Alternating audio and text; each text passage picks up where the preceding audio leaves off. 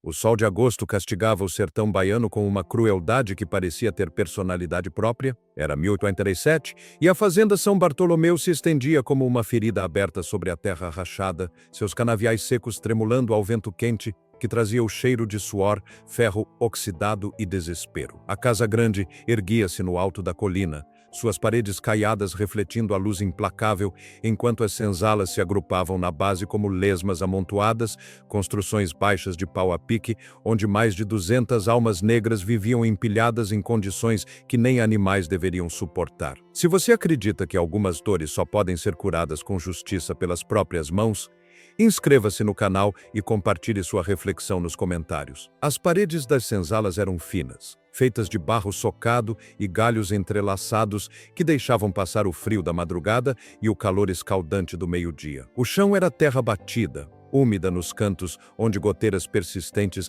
criavam poças de lama, mesmo nos meses secos. O cheiro era insuportável para qualquer visitante que se aventurasse por ali, uma mistura de corpos sem banho adequado, feridas infectadas que não recebiam tratamento, urina de crianças pequenas que não tinham onde fazer suas necessidades e aquele odor metálico de sangue que nunca desaparecia completamente das madeiras onde chicotes haviam deixado suas marcas. Ali, a escravidão não era apenas uma instituição econômica sancionada pela coroa. Era uma religião praticada com fervor pelos Aragão, família de prestígio que ostentava brasões portugueses comprados e uma crueldade que parecia hereditária. O Brasil vivia seus últimos anos oficiais de tráfico negreiro, mas no interior baiano a lei da coroa era apenas uma sugestão distante, e a palavra do senhor de engenho era absoluta como decreto divino. As autoridades da vila mais próxima, distante 2 dias de cavalgada, jamais questionavam o que acontecia dentro dos limites da fazenda. Alguns diziam que recebiam propinas generosas para manter os olhos fechados. Outros que simplesmente não se importavam com o destino de pessoas que a lei considerava propriedade. Luísa era diferente das outras mulheres escravizadas, alta, com ombros largos marcados por cicatrizes que contavam histórias de resistências passadas.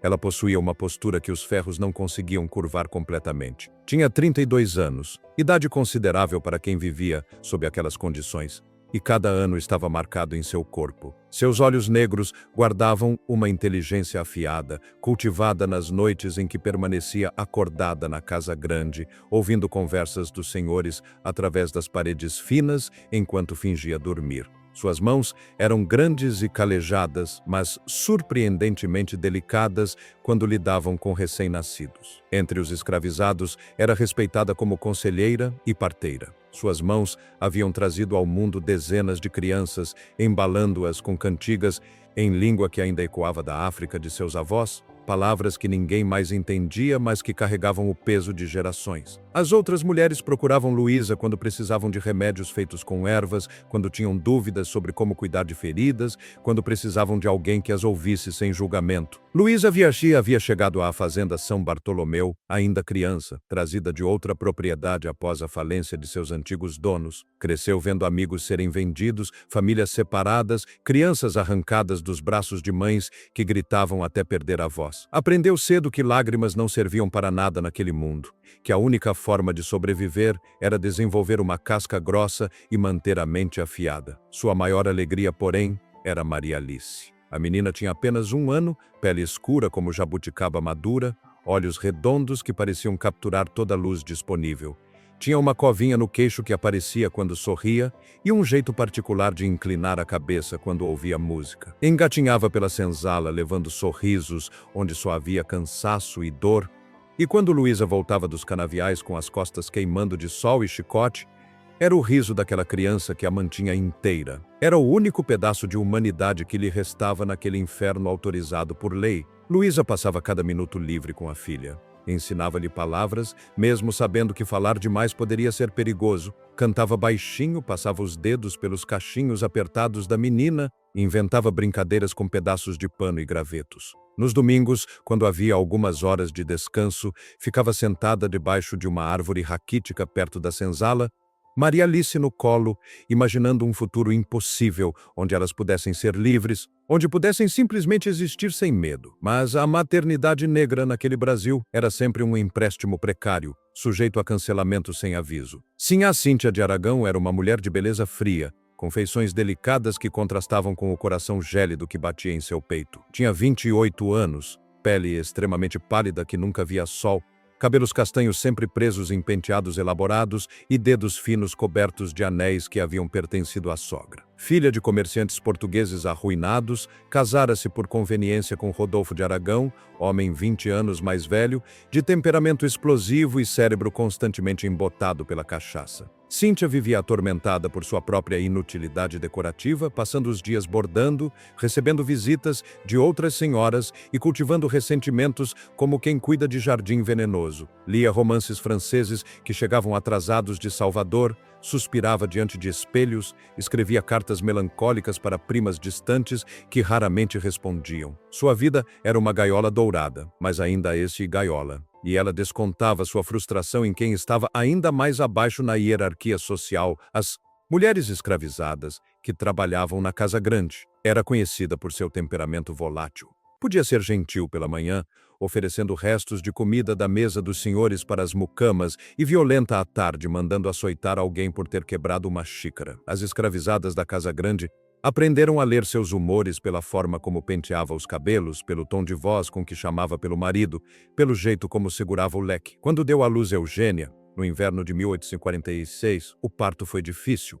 A criança nasceu pequena, mas saudável, com pele rosada e pulmões fortes que enchiam a casa grande com berros constantes. Mas Cíntia recusou-se terminantemente a amamentar. Alegava que o ato era primitivo, coisa de negra, indigno de uma senhora de sua linhagem. O médico que veio de Salvador especialmente para o parto tentou argumentar sobre os benefícios para a criança, mas Cíntia foi inflexível. Disse que preferiria ver a filha passar fome do que se rebaixar àquela função animal. Rodolfo, irritado com a teimosia da esposa, mas também acostumado a seus caprichos, simplesmente ordenou que trouxessem uma ama de leite. Precisava-se de alguém que tivesse dado à luz recentemente, que tivesse leite abundante. Luísa, que havia trazido Maria Alice ao mundo há poucos meses, foi a escolhida, não por acaso. O feitor sabia que Luísa era saudável, forte e que seu leite era farto. Tinha visto Maria Alice crescendo rechonchuda mesmo com o mingau ralo que as outras crianças recebiam. Não houve pedido, não houve consulta. Numa manhã de julho, quando o frio ainda fazia os ossos doerem, simplesmente arrancaram Luísa da senzala. Ela estava amamentando Maria Alice quando o feitor chegou, acompanhado de 2 capatazes. Disseram apenas: "Você vai para casa grande." Luísa tentou argumentar, explicar que a filha precisava dela, mas foi interrompida com um tapa que fez sua cabeça girar. Arrancaram Maria Alice de seus braços. A menina começou a chorar imediatamente, aquele choro agudo de bebê que reconhece que algo está errado. Luísa foi levada para a casa grande, com as roupas ainda manchadas do leite que vazava de seus seios. Ali, presa por correntes invisíveis de necessidade e ameaça, ela alimentava a filha da opressora enquanto Maria Alice chorava de fome na senzala, recebendo apenas mingau ralo das mãos de outras mães igualmente exaustas. Mulheres que já tinham lágrimas demais para derramar, mas que faziam o melhor que podiam. Durante meses, Luísa suportou aquela tortura silenciosa. Seus seios inchavam de leite para a criança branca, enquanto ela ouvia, à distância quando o vento trazia da senzala, o choro fraco de sua própria filha. Cada mamada de Eugênia era uma facada em seu peito. Cada vez que a menina branca se aconchegava contra ela, Luísa precisava fechar os olhos com força para não pensar em Maria Alice, em seus bracinhos magros, em como estava crescendo longe dela. Teve que dormir num quartinho minúsculo ao lado do quarto de Eugênia, sempre pronta para acordar quando a criança chorasse. Não importava a hora, 00h, 3h, 5h, Luísa precisava estar disponível. Seus próprios seios doíam de tão cheios, porque Eugênia mamava menos do que Maria Alice mamava, e o excesso de leite não tinha para onde ir. Às vezes vazava, manchando as roupas simples que vestia, criando mais um motivo para Cíntia reclamar da sujeira das negras. Nos primeiros dias, Luísa ainda tinha permissão de visitar Maria Alice uma vez ao dia, por 15 minutos, sempre vigiada, mas até isso foi sendo reduzido. Primeiro para dias alternados, depois apenas aos domingos. E então, nem isso. Cíntia alegava que Luísa ficava distraída depois das visitas, que não prestava atenção suficiente em Eugênia. A verdade era mais simples e mais cruel. A Sinhá gostava de ter aquele poder, gostava de saber que podia causar sofrimento com uma palavra. Sinhá Cíntia vigiava cada movimento de Luísa com uma intensidade doentia. Cada olhar, Cada suspiro, cada gesto era interpretado como possível rebeldia. Pegava-se observando a ama de leite com expressão estranha, uma mistura de inveja e ódio que nem ela mesma compreendia completamente. Via na afeição que a pequena Eugênia demonstrava por Luísa uma traição pessoal. A criança estendia os bracinhos para Luísa quando chorava, acalmava-se apenas em seu colo, sorria quando ouvia sua voz. Quando Cíntia tentava pegar a filha no colo, Eugênia frequentemente rejeitava, querendo voltar para os braços da ama. Para Cíntia, aquilo era uma humilhação insuportável. Estava sendo substituída na afeição da própria filha por uma escravizada.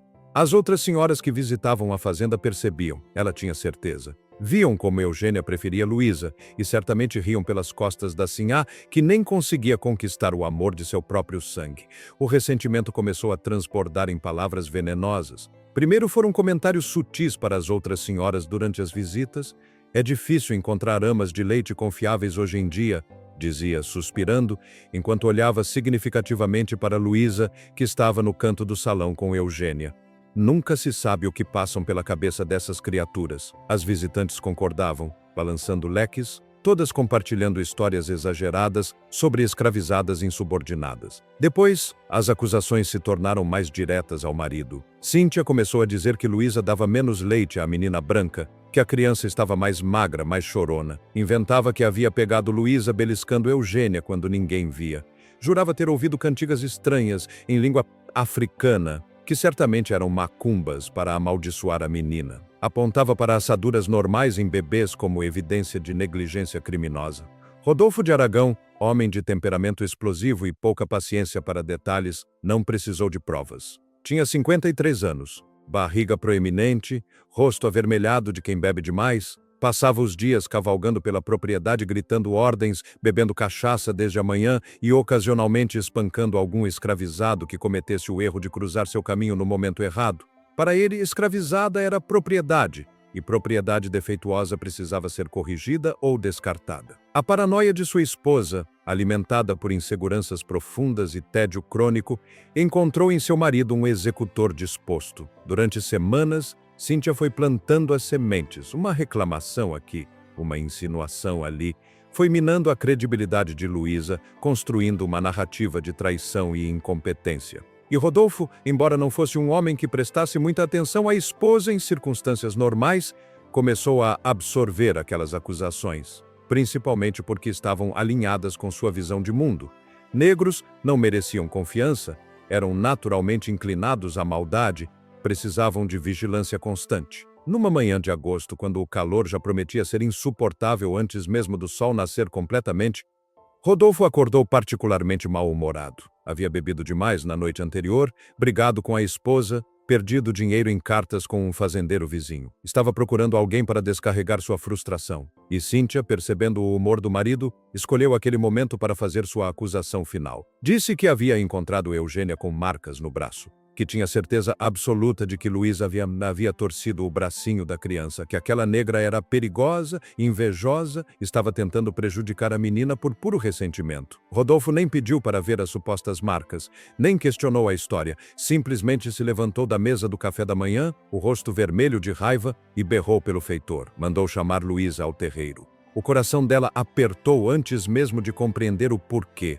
Algo na forma como o feitor a buscou, no silêncio pesado que se instalou quando atravessou o caminho entre a casa grande e o pátio central, anunciava desgraça. Tinha visto aquele olhar antes, aquela expressão nos rostos dos capatazes, era o olhar que precedia punições exemplares. Todos os escravizados foram reunidos à força. Homens arrancados dos canaviais, as mãos ainda sujas de terra, mulheres interrompidas na lavagem de roupa, as saias molhadas grudando nas pernas. Crianças arrastadas pelos braços, assustadas, sem entender. Era sempre assim quando havia punição exemplar. Rodolfo acreditava que o medo precisava ser cultivado coletivamente, plantado em cada testemunha para que crescesse e se multiplicasse. Queria que todos vissem, que todos soubessem que não havia misericórdia, que qualquer transgressão seria castigada publicamente. Luísa parou no centro do terreiro, o sol já castigando sua pele.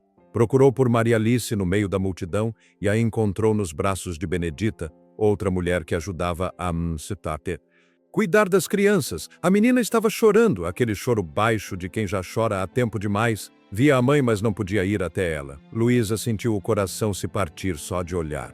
Rodolfo de Aragão surgiu da casa grande cambaleando levemente, com o hálito azedo de cachaça matinal e os olhos injetados. Ao seu lado, Cíntia observava da varanda, os lábios finos curvados, numa expressão que misturava satisfação e algo mais escuro. Tinha um leque na mão que abria e fechava nervosamente, o único sinal de que talvez não estivesse tão calma quanto fingia. O senhor não perdeu tempo com explicações elaboradas. Sua voz era pastosa, mas as palavras saíram claras o suficiente para que todos compreendessem. Maria Alice seria vendida. Um mercador itinerante que seguia para o Recôncavo havia oferecido bom preço por crianças saudáveis. A transação já estava acertada. O homem chegaria ao meio-dia para buscar a mercadoria. Era para ensinar aquela negra insolente a respeitar quem a alimentava, quem lhe dava teto, quem tinha a benevolência de mantê-la viva. O mundo de Luísa desabou. Não foi um desmoronamento gradual, foi instantâneo, brutal, como se o chão tivesse simplesmente deixado de existir sob seus pés. Ela desabou de joelhos, as mãos se estendendo automaticamente em direção ao Senhor. Agarrou-se às suas pernas, implorou com palavras que saíam rasgadas da garganta, ofereceu a própria vida em troca da filha, prometeu obediência absoluta, trabalho até cair, qualquer coisa, qualquer sacrifício. Jurou que nunca havia nunca havia machucado Eugênia, que amava a menina como se fosse dela, que faria qualquer coisa que mandassem. Foi chutada como animal indesejado. A bota pesada de Rodolfo acertou seu ombro, fazendo-a rolar na terra. Luísa ergueu-se cambaleando, o instinto materno mais forte que qualquer senso de autopreservação. Viu então a carroça parada do outro lado do terreiro. E dentro dela, já amarrada junto a outros 3 cativos adultos, estava Maria Alice. A menina já estava chorando, aquele choro agudo de criança assustada que não entende o que está acontecendo. Via a mãe e estendia os bracinhos, querendo colo, querendo proteção. Luísa correu.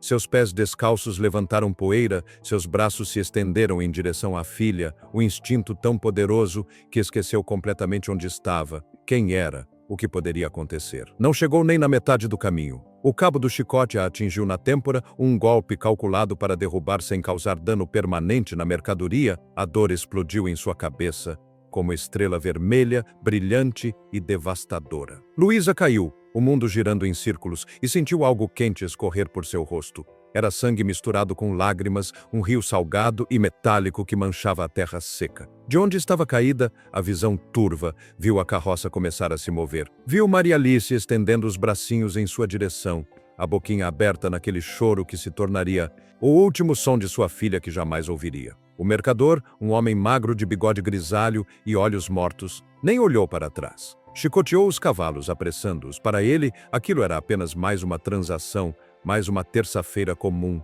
Tinha um cronograma a cumprir, outras fazendas para visitar. Luísa tentou rastejar em direção à carroça. As mãos arranhavam a terra, as unhas quebravam, mas ela continuava tentando. Mãos a seguraram. Eram mãos de outros escravizados, pessoas que a amavam, mas que sabiam que qualquer tentativa adicional de resistência resultaria em algo pior. Seguraram-na enquanto ela gritava, enquanto se debatia com força que não sabia que tinha, enquanto o mundo se reduzia àquele ponto cada vez menor, que era a carroça se afastando pela estrada empoeirada. Quando finalmente soltaram Luísa, quando a carroça já havia desaparecido completamente no horizonte, ela não se levantou. Ficou ali, deitada na terra quente do terreiro, os olhos fixos no ponto vazio onde a carroça havia desaparecido. Não chorou mais. Era como se algo dentro dela tivesse simplesmente secado, como os canaviais ao redor durante a estiagem prolongada. O choro havia parado porque não havia mais lágrimas, porque não havia mais nada dentro dela exceto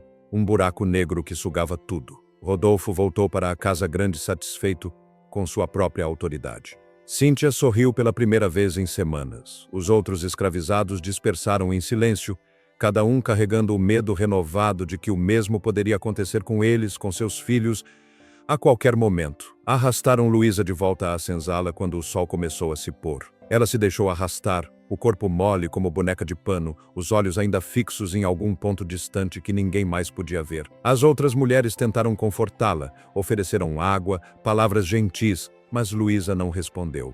Ficou deitada no chão de terra batida, imóvel, durante horas. Mas quando a noite caiu completamente e o silêncio pesado da senzala se instalou, algo começou a mudar. A mulher que havia sido quebrada começou a se reorganizar. Não da mesma forma. Não havia como voltar a ser quem era antes. Mas algo novo estava crescendo no lugar do que havia sido destruído. Algo duro, afiado, perigoso.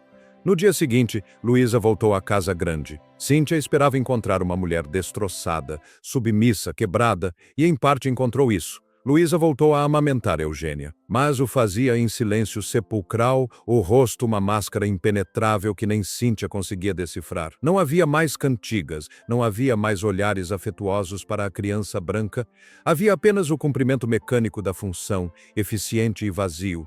E por trás daquela quietude assustadora, uma mente privilegiada começou a trabalhar. Luísa começou a observar tudo com nova intensidade. Cada conversa, cada movimento, cada detalhe da vida na casa grande foi absorvido e arquivado. As visitas do padre que vinha confessar Dona Cíntia toda sexta-feira e saía cambaleando de vinho do Porto que Rodolfo oferecia generosamente, as brigas cada vez mais frequentes entre os senhores, discussões que começavam por motivos triviais e escalavam até que gritos atravessavam as paredes quando Rodolfo voltava tarde da vila.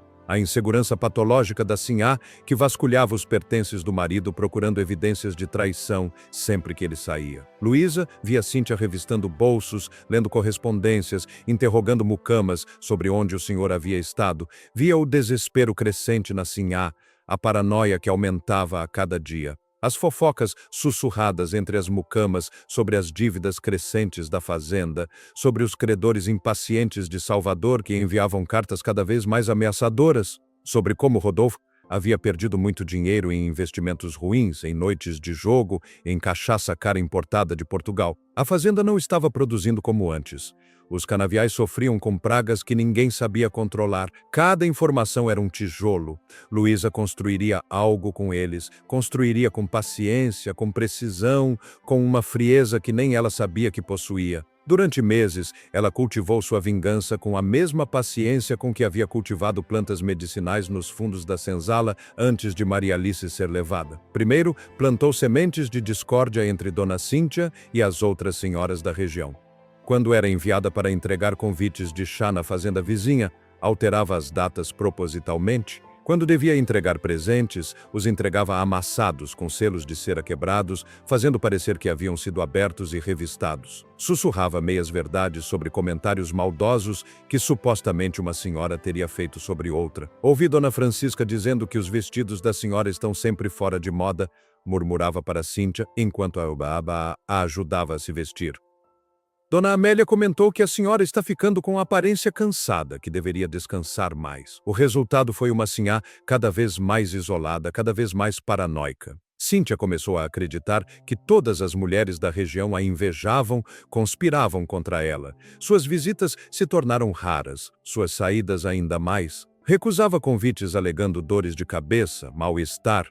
Ela se fechou na casa grande como em prisão autoimposta e quanto mais isolada ficava, mais dependente se tornava de Luísa. Era Luísa quem a ajudava a se vestir, quem penteava seus cabelos, quem a ouvia reclamar da solidão. E Cíntia, em sua carência crescente, começou a confiar segredos àquela mulher que considerava propriedade inofensiva. Falava sobre suas brigas com o marido, sobre suas suspeitas de traição, sobre como se sentia presa naquela vida que não havia escolhido. Depois, Luísa voltou sua atenção para Teresa, jovem sobrinha dos Aragão que vivia na fazenda desde os 8 anos. A moça agora tinha 16 anos. Era órfã, criada pelos tios com uma mistura de obrigação familiar e desdém visível. Teresa era bonita, com cabelos castanhos claros e olhos verdes que contrastavam com o rosto sempre triste. Era ingênua, carente de afeto, vulnerável. Passava os dias bordando sozinha, lendo romances antigos da biblioteca empoeirada, suspirando diante de janelas. Com paciência de quem tece teia invisível, Luísa foi deixando cair comentários calculados nos momentos certos. Quando servia o chá para Teresa na varanda, quando ajeitava suas saias para o jantar. A senhora se parece tanto com João da Senzala, aquele que trabalha na moenda. Mesmo os olhos verdes, mesmo jeito de andar. Que coincidência estranha, não é mesmo? As palavras eram plantadas em solo fértil.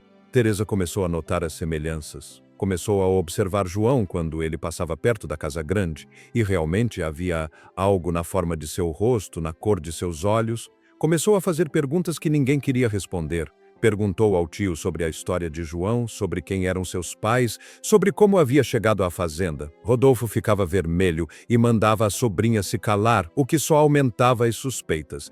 E quanto mais o silêncio constrangido dos tios confirmava suas suspeitas, mais Teresa se convencia de que havia sido enganada sobre a própria origem. Em semanas, a moça estava atormentada, gerando escândalos à mesa do jantar, fazendo acusações dramáticas, ameaçando revelar segredos que nem sabia se existiam. Chorava em seu quarto, recusava-se a sair.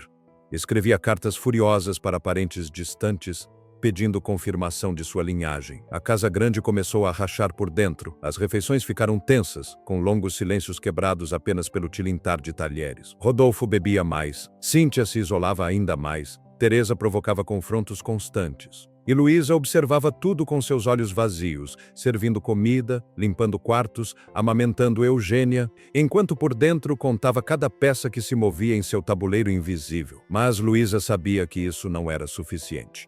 A dor que carregava, o buraco onde Maria Alice havia estado, exigia algo mais completo, mais definitivo. E para isso, precisaria do golpe final. Algo que destruísse não apenas a paz daquela família, mas a própria estrutura que a sustentava. Luísa havia aprendido a ler, observando as lições que Dona Cíntia dava esporadicamente a Eugênia, que agora tinha 2 anos. Assim, numa tentativa de parecer mãe dedicada diante de visitas, fingia ensinar a filha as letras do alfabeto usando um livro velho. E Luísa, sempre presente no canto do salão, absorvia cada lição. Guardava as formas das letras em sua memória, a relação entre símbolos e sons. À noite, na senzala, praticava riscando letras na terra com graveto. Repetia palavras até que fizessem sentido em sua cabeça. Foi um processo lento, frustrante. Muitas vezes errava, confundia letras, precisava começar de novo, mas tinha tempo e determinação. E algo que os Aragão nunca haviam se dado conta de que ela possuía. Inteligência aguçada que a escravidão não conseguira destruir. Numa noite sem lua, quando a casa grande dormia mergulhada em seus próprios pesadelos e o silêncio era quebrado apenas por grilos insistentes, Luísa se moveu pelas sombras com propósito. Conhecia cada tábua que rangia no corredor, cada porta que chiava-se aberta rápido demais. Havia passado meses mapeando aquela casa, observando, memorizando. Entrou no escritório de Rodolfo com passos que não faziam som algum, o coração batendo forte, mas as mãos firmes. Furtou papel e pena da escrivaninha de madeira escura. O papel era caro, importado, com marca d'água que só pessoas de posses utilizavam. Perfeito para seu propósito. Levou os materiais de volta para seu quartinho apertado ao lado do quarto de Eugênia. Acendeu uma vela minúscula, escondendo a luz com um pano para que ninguém visse o clarão pela fresta da porta. Sua mão tremia quando começou a escrever. A caligrafia era imperfeita, as letras desiguais, algumas palavras claramente escritas por alguém que não tinha prática. Mas era convincente o suficiente. Precisava parecer apressado, escrito por alguém sob pressão. Luísa inventou cada palavra daquela carta com cuidado meticuloso, escolhendo termos que havia ouvido Rodolfo usar quando falava com credores. A carta que forjou era supostamente de um credor importante de Salvador, um tal de Francisco Mendes, que ela sabia que realmente existia, porque ouvia Rodolfo amaldiçoar o nome quando recebia correspondências. Endereçava-se diretamente a Rodolfo de Aragão, detalhando com frieza comercial planos de liquidação de ativos da fazenda. Mencionava terras que seriam vendidas, equipamentos que seriam leiloados, gado que seria confiscado. E então, no meio da carta, incluiu o veneno. Quanto à questão da menina Eugênia que o senhor mencionou em nossa última conversa, confirmo que crianças brancas, saudáveis e bem cuidadas rendem excelente preço no mercado do recôncavo, especialmente se forem discretamente vendidas para famílias que não possam ter filhos próprios. Caso o senhor decida por essa opção para saldar parte das dívidas, posso fazer os arranjos necessários sem que sua esposa tome conhecimento dos detalhes financeiros. Luísa dobrou a carta cuidadosamente, pingou cera que havia derretido na vela e pressionou, criando um selo imperfeito que parecia ter sido feito às pressas. No dia seguinte, quando foi limpar o escritório de Rodolfo, deixou a carta estrategicamente posicionada numa gaveta semi-aberta do aparador, onde ele guardava correspondências importantes. Não na escrivaninha, onde seria óbvio demais, mas num lugar onde Cíntia inevitavelmente a encontraria durante uma de suas sessões paranoicas de busca por evidências de traição. Levou 3 dias. 3 dias durante os quais Luísa continuou suas funções com a mesma máscara impenetrável, amamentando Eugênia, servindo refeições, limpando aposentos. Por fora, era a escrava submissa que todos pensavam que era. Por dentro, contava as horas, os minutos, esperando que a bomba que havia plantado explodisse. Via Cíntia ficando cada vez mais agitada. Assim, a vasculhava o escritório quase diariamente agora, procurando algo que confirmasse suas suspeitas de que o marido estava escondendo alguma coisa importante. Rodolfo estava mais ausente que o normal, passando dias na vila tentando negociar extensões para suas dívidas, voltando embriagado e mal-humorado. Na terceira noite, quando Rodolfo ainda não havia retornado da vila e Cíntia estava particularmente ansiosa, Luísa a viu entrar no escritório. Ficou no corredor fingindo dobrar toalhas, mas posicionada onde podia observar através da porta entreaberta. Viu o momento exato em que Cíntia abriu a gaveta do aparador. Viu suas mãos trêmulas pegarem a carta, o rosto pálido ficando ainda mais branco enquanto lia. Cíntia leu uma vez, depois leu novamente. Mais devagar, como se não conseguisse acreditar nas palavras, suas mãos começaram a tremer violentamente. Deixou cair a carta, pegou-a novamente, releu pela terceira vez. E então veio o grito, um grito agudo, histérico, que fez todas as mucamas na casa pararem o que estavam fazendo. Ele vai vender minha filha! Ele vai vender Eugênia! As horas que se seguiram foram de completo caos. Cíntia correu para o quarto de Eugênia, trancou-se lá com a criança e recusou-se a sair. Gritava através da porta que não deixaria ninguém tocar em sua filha, que mataria qualquer um que tentasse levá-la. As mucamas se entreolhavam nervosas, sem saber o que fazer. O feitor foi chamado, mas até ele não sabia como lidar com a situação. Teresa tentou falar com a tia através da porta, mas foi mandada embora aos berros. Quando Rodolfo finalmente chegou, já era noite alta. Vinha cambaleando de bêbado, o hálito forte, as roupas amassadas. Foi informado da situação pelo feitor. Não entendeu inicialmente o que estava acontecendo. Subiu as escadas tropeçando. Bateu na porta do quarto onde Cíntia estava trancada. Mulher, que história é essa? Abra essa porta. Assassino, monstro. Você venderia nossa filha como vendeu aquela negrinha?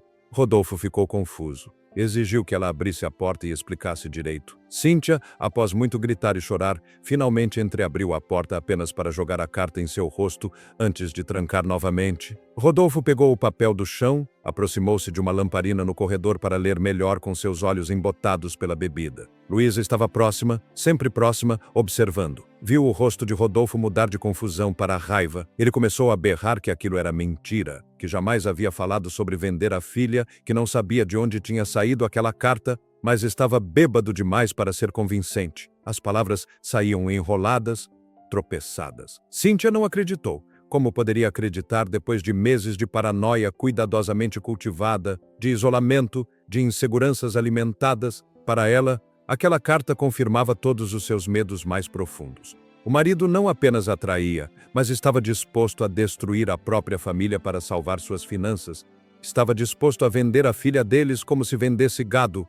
A discussão escalou. Rodolfo esmurrou a porta, exigindo que ela abrisse. Cíntia gritava de volta acusações cada vez mais histéricas. Dizia que sempre soube que ele era capaz de qualquer monstruosidade, que havia vendido aquela criança negra sem pestanejar, que agora faria o mesmo com a própria filha. Eugênia chorava assustada com os gritos, o que só deixava Cíntia ainda mais desesperada. Finalmente, após quase 1 hora de gritos, Rodolfo conseguiu arrombar a porta. A madeira cedeu com um estalo alto. Ele entrou no quarto cambaleando, o rosto vermelho de raiva e cachaça. Cíntia estava no canto, segurando Eugênia contra o peito, os olhos arregalados. Você está louca, mulher? Eu nunca escrevi isso, nunca falei em vender Eugênia. Mentiroso, a carta está aí, com o nome do Francisco Mendes, com todos os detalhes. Alguém forjou isso, alguém está tentando nos enganar. Mas Cíntia estava além da razão. Meses de manipulação cuidadosa de Luísa, de isolamento, de paranoia crescente, haviam preparado o terreno perfeitamente. Ela não podia mais distinguir verdade de mentira, realidade de ilusão. Via conspiração em tudo, traição em cada palavra do marido. Rodolfo, furioso com a acusação e frustrado por não conseguir provar sua inocência de forma coerente enquanto embriagado, ergueu a mão. Não chegou a bater, mas o gesto foi suficiente. Cíntia viu aquela mão levantada e algo dentro dela se rompeu completamente. Ela depositou Eugênia na cama com surpreendente delicadeza. A menina continuava chorando, mas estava segura entre travesseiros. E então Cíntia se virou para o marido com uma expressão que Luísa Observando da porta, reconheceu imediatamente. Era a mesma expressão que ela própria tinha visto refletida em poças d'água nos últimos meses. Era o olhar de alguém que não tinha mais nada a perder. Na mesinha de cabeceira havia uma faca pequena que Cíntia usava para descascar frutas antes de dormir. Um hábito peculiar que tinha desde menina, comer maçã picada enquanto lia antes de apagar a lamparina. Seus dedos se fecharam ao redor do cabo de marfim. Rodolfo nem viu o movimento. Estava se virando para sair do quarto resmungando insultos. O primeiro golpe o atingiu nas costas, entre as omoplatas. Não foi profundo porque Cíntia era pequena e fraca, mas foi suficiente para fazê-lo cambalear de surpresa. Ele se virou, os olhos arregalados de choque. Cíntia, o que? O segundo golpe foi no peito, mais certeiro. O terceiro também. Rodolfo tentou agarrar as mãos da esposa, mas estava perdendo força rapidamente. Seus joelhos cederam. O quarto, o quinto, o sexto golpe vieram enquanto ele já estava caindo. Quando finalmente desabou no chão de tábuas largas, o sangue já formava uma poça que se expandia devagar. Cíntia não parou imediatamente. Continuou golpeando, o rosto molhado de lágrimas e suor, murmurando coisas sem sentido sobre proteger sua filha, sobre monstros que vendem crianças, sobre justiça. Somente quando seu braço ficou cansado demais para continuar erguendo a faca é que parou. Deixou a arma cair no chão e se encostou na parede, deslizando até ficar sentada. Foi então que começou a rir, uma risada aguda, quebrada, intercalada com soluços. Eugênia continuava chorando na cama. Rodolfo permanecia imóvel no chão, os olhos abertos, mas sem vida, olhando para o teto, como se procurasse respostas que não viriam. Luísa, ainda na porta, observou a cena por mais alguns segundos. Depois se afastou silenciosamente, desceu as escadas e foi chamar o feitor. Sua voz estava calma, quase monótona quando disse: "O senhor está caído no quarto. A sinhá precisa de ajuda." O que se seguiu foi confusão absoluta. O feitor subiu correndo, outros empregados o seguiram.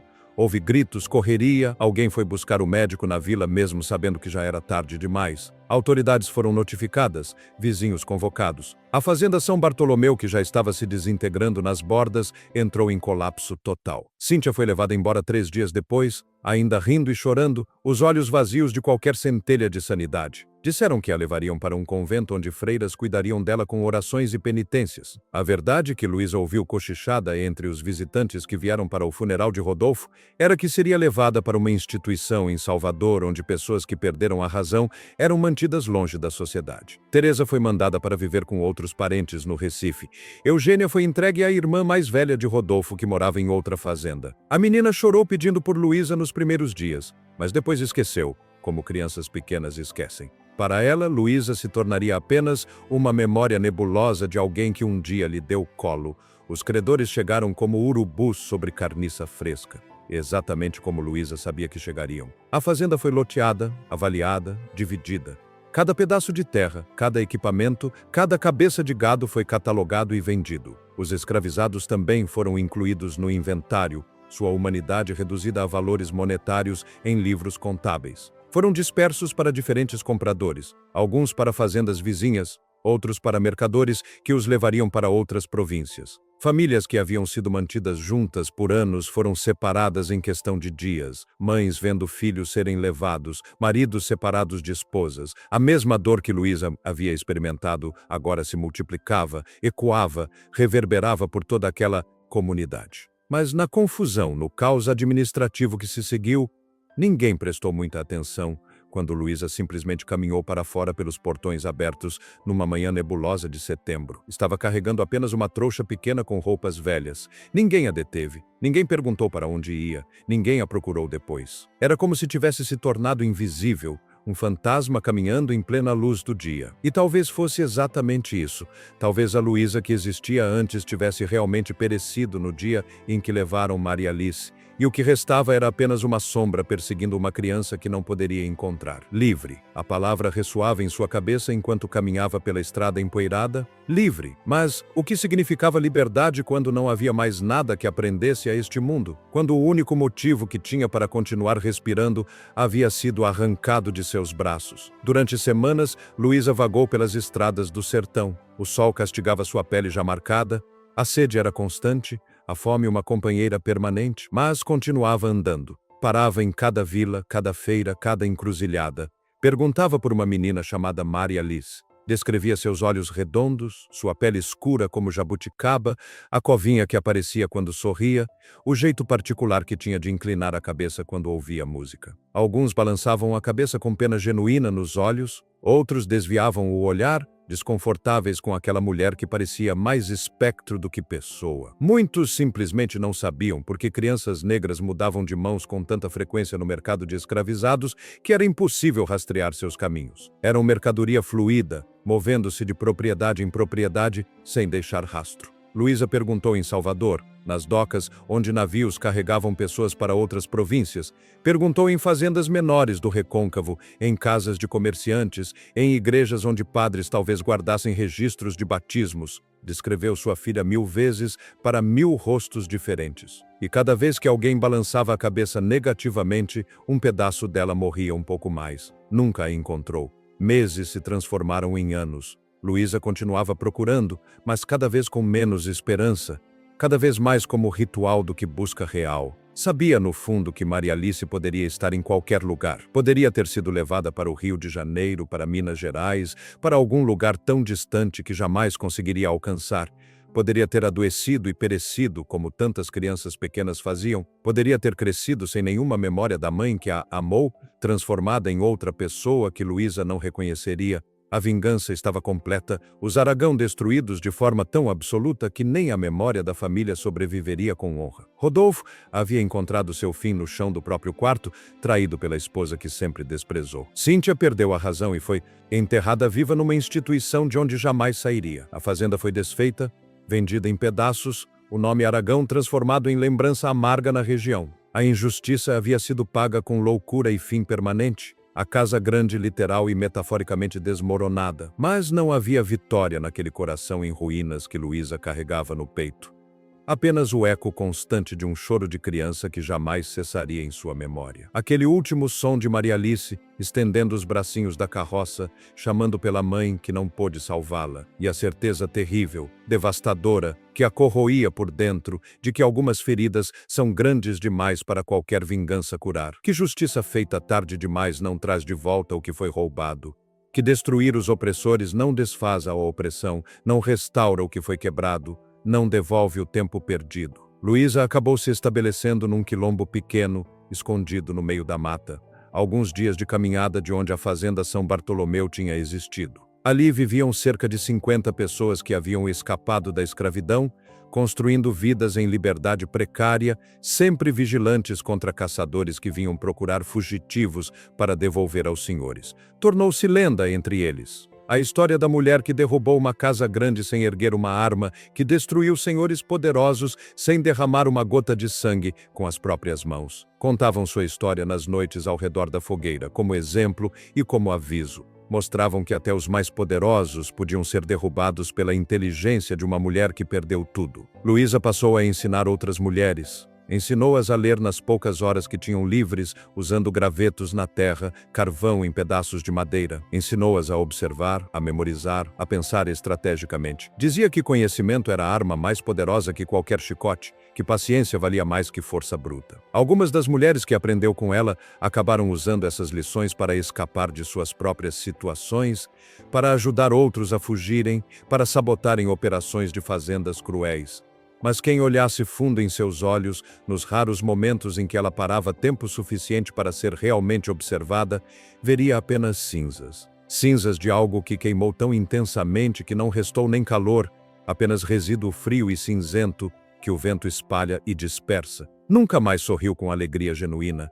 Nunca mais cantou as cantigas da África que seus avós haviam lhe ensinado, as mesmas que cantava para Maria Alice. Aquela parte dela havia sido amputada no dia em que a carroça levou sua filha e nem a destruição completa dos Aragão conseguiu regenerar o membro perdido. Nos últimos anos de sua vida, quando seus cabelos já estavam completamente brancos e seu corpo curvado por décadas de trabalho forçado e caminhadas intermináveis, Luísa ainda acordava algumas noites chamando pelo nome de Maria Alice. Ainda via, em Seus sonhos recorrentes, aqueles bracinhos estendidos, aquele rosto choroso se afastando na carroça, ainda sentia o vazio impossível nos braços que haviam segurado sua filha pela última vez. A história de Luísa é sobre o preço brutal que pagamos pela justiça quando o sistema nos falha completamente e irreversivelmente, sobre como a inteligência e a paciência podem ser armas mais devastadoras que qualquer corrente ou chicote, mas também sobre como vitória e liberdade são conceitos dolorosamente vazios quando chegam tarde demais,